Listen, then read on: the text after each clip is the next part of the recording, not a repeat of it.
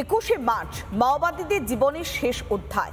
20শে March এই হুঙ্কার দিয়েছিলেন অমিত শাহ, আর সেই প্রতিশ্রুতি যেন বাস্তবের মাটিতে আরো এক ধাপ এগিয়ে গেল তার একের পর এক কর্মযজ্ঞ। ছত্তিশগড়ের দান্তেওয়াড়াতে খতম 3 চোর মাওবাদী। গত 5 দিনে এই নিয়ে তৃতীয়বার সাফল্য পেল নিরাপত্তা বাহিনী। मैं सबसे पहले एक बात इस सदन में जिम्मेदारी के साथ बताना चाहता हूं, 21 मार्च 2026 को इस देश से नक्सलवाद समाप्त।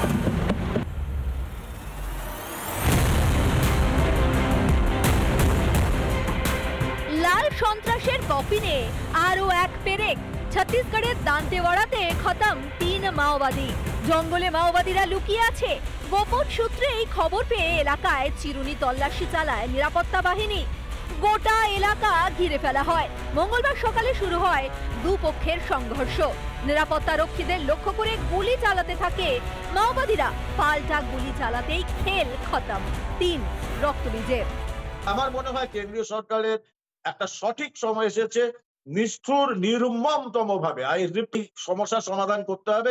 আরবান নকশাল যাদের তাদের সঙ্গেও কিন্তু আমাদের সঠিক ভাবে সেই সঠিক সেম দৃঢ়তার সঙ্গে ডিল করতে হবে। মাওবাদীদের সন্ত্রাস শুধু জঙ্গলে নয়, যাদবপুর বিশ্ববিদ্যালয়েও দাপিয়ে বেড়াচ্ছে শহুরে মাওবাদীরা। কিছুদিন আগেই যাদবপুর বিশ্ববিদ্যালয়ে খবর সংগ্রহ গিয়ে কিভাবে শহুরে মাওবাদীদের হামলার শিকার হয়েছিলেন রিপাবলিকের সাংবাদিকেরা মনে পড়ে।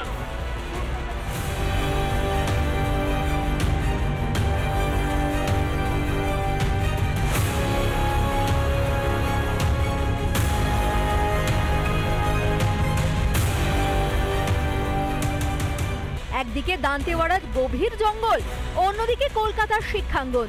2 মেরুতেই এক লাল ছায়া। তবে উত্তরও স্পষ্ট, বন্দুকের নল হোক বা শহুরে নকশালদের গুন্ডামি, সরকার যে শেষ দেখে ছাড়বে অমিত শাহের সেদিনের বার্তাতেই তা স্পষ্ট।